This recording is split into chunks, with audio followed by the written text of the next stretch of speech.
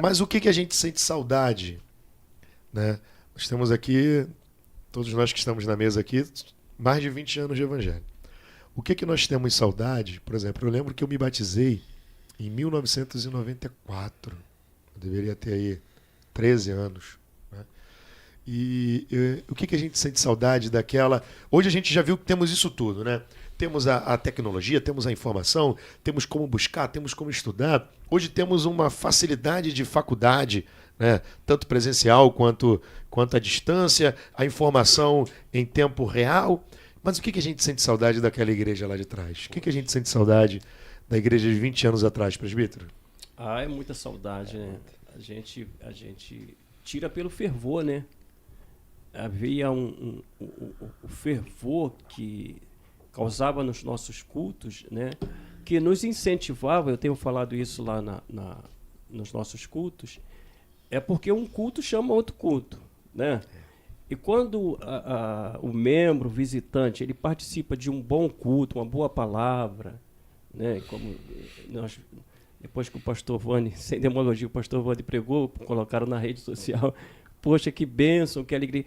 Então, é isso que nós precisamos. Nós precisamos que a pessoa vá para os nossos cultos, vá para a igreja e venha e volte satisfeito, com o coração ardente de retornar no próximo culto. Né? Isso era muito mais fácil no tempo antigo. Era bem mais fácil. Então as pessoas tinham esse fervor dentro, já ia com o coração. Verdade. E o senhor, pastor Alexandre? Eu sou meio nostálgico nessa eu também fase. Sou. Eu participei, na época eu me batizei em 1990, dezembro. Eu era da Igreja Congregacional de Mesquita. E assim, a gente amava muito fazer missões, evangelismo, e não tinha tecnologia. Então, assim, a gente ia muito na casa um do outro. A gente tomava café, os presbíteros mais antigos, a gente ia lá, tomava um café, a gente batia um papo e participava mais, né? A gente conhecia cada membro da igreja, cada tia, cada avó, cada mãe. Os cultos eram simples, era no máximo um projetor, aquele retroprojetor. Retroprojetor. Eram cultos simples, mas como o presbítero falou, era o coração ardente, porque havia uma comunhão. Eu não estou dizendo que não há essa comunhão, sim, mas a comunhão era diferente. Eu ia na casa do meu irmão, eu falava com a família do meu irmão, e hoje a gente está com muita pressa, né? O tempo é muito rápido. Verdade. A gente não tem muito tempo de estar na casa, é tudo pelo WhatsApp. Hoje em dia é até proibido de ligar. Se alguém liga para alguém, mas tá me ligando, manda uma mensagem. Manda uma mensagem. E com isso a gente está se afastando. A tecnologia está afastando. Verdade. E nós somos seres sociais. A gente precisa... O que está acontecendo hoje aqui é uma benção. A gente está tomando um café junto, está conversando. E se a gente não parar para fazer, a gente nunca tem tempo para fazer. Não tem jeito. Isso é assim, algo que eu sinto muita saudade daquela época. Eu conhecia cada família... Não só o membro. É quase a igreja de Atos, né? Era quase a igreja de Atos, né? Pastor Moacir, eu tenho uma história com ele de muitos anos, né? E Pastor Moacir já teve culto dentro, começou com o culto dentro da sua casa, depois pega uma parte da casa, torna igreja. Que legal. Né? Vou chamar igrejinha, mas não menosprezando nada disso, pelo amor de Deus. Mas hoje é uma nova DMR com espaço, né? Bem, quem entra lá fica maravilhado pelo que Deus fez. Amém. Pelas obras das sapatas lá, né? Que o senhor entrava dentro daquela sapata. Mas teve um período que, por causa da obra, teve que voltar para o culto da garagem. Eu cheguei a pregar no culto da garagem lá. Da nova DMR. Garagem da nova DMR. Agora já está no templo já reformado. O que o senhor, como pastor-presidente, né? Porque aqui nós estamos aqui, né? Eu sou pastor, membro da Igreja do Nazareno, estou começando a minha vida agora dentro da Nazareno para ser pastor auxiliar. O nosso presbítero está como um pastor local, o pastor Alexandre é um pastor auxiliar, mas o senhor é um pastor presidente. Né? Eu costumo brincar dizendo que existe pastor e pastor presidente. Não é que existe diferença, a diferença é que o pastor presidente ele é pastor de pastores. Sim. Né? E o senhor, como pastor presidente, o que o senhor sente? Né? Saudade, né? Como o nosso pastor Alexandre falou, né? Essa nostalgia do que o senhor sente, ou sente. Se também não sente, também pode, não sinto, não. O que passa no seu coração nisso? Então, eu tive a oportunidade de conhecer lá no sertão a Dona Maria, que ela é esposa do presbítero Domingos, que ambos congregam na igreja em Cajueiros. Sendo que antes da igreja Cajueiros passar a ter cultos, na verdade não havia igreja evangélica. Ela saía de Cajueiros e andava 30 quilômetros até Guaipaba, que é onde tinha uma igreja. 30 quilômetros. Ela fazia em quase 6 horas de caminhada. Meu Deus. Nossa. Andando por dentro de uma trilha, e lá é muito normal. Eu até brinquei, vocês estão me trazendo aqui para um lugar onde tem onça.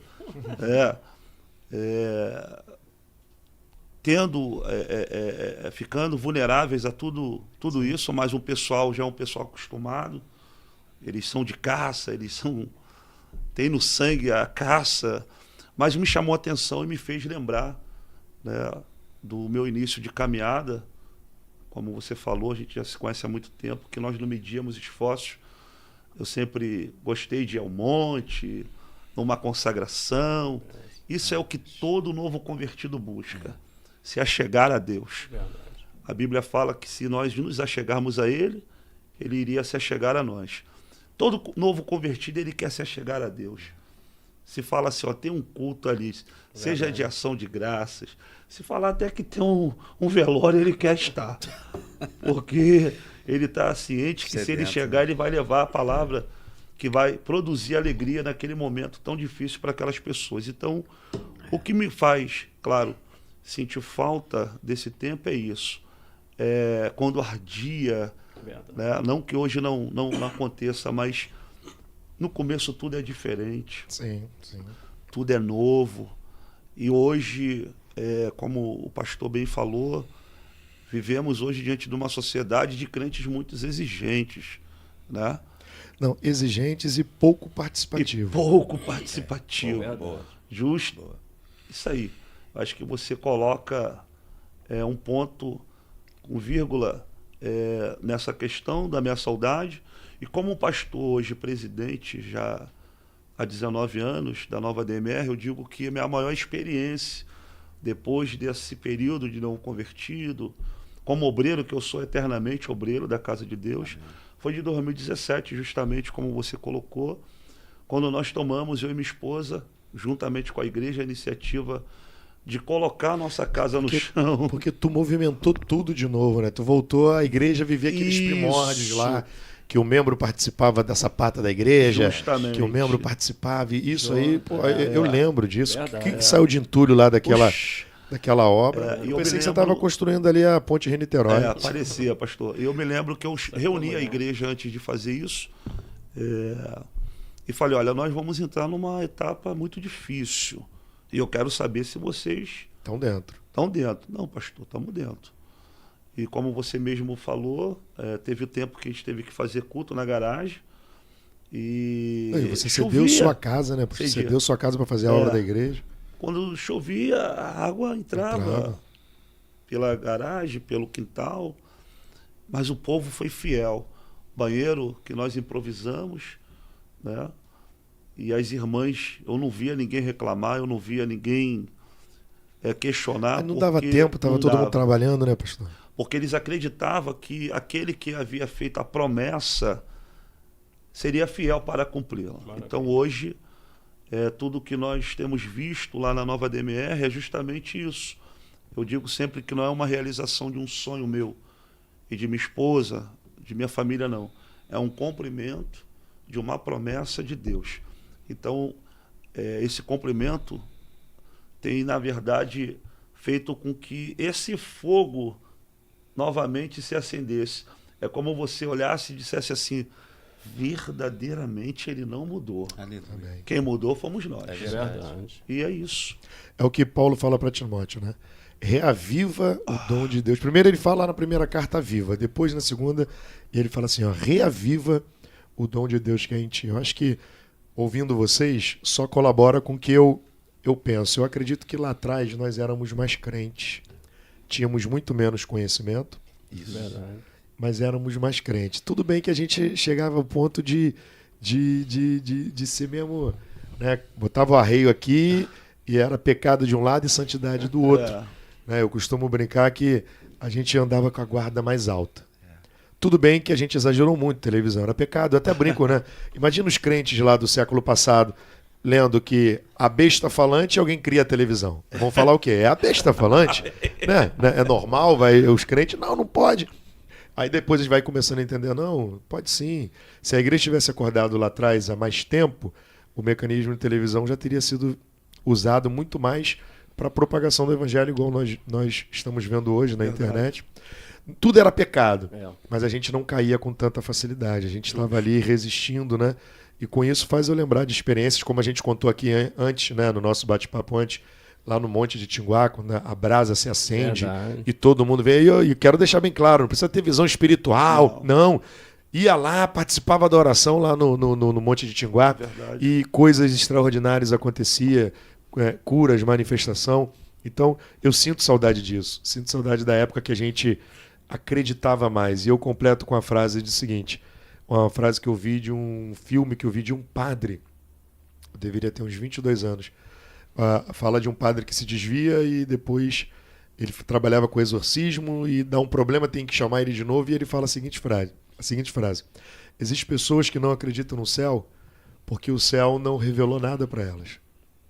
E existem pessoas que perdem a sua fé porque o céu revelou coisas demais.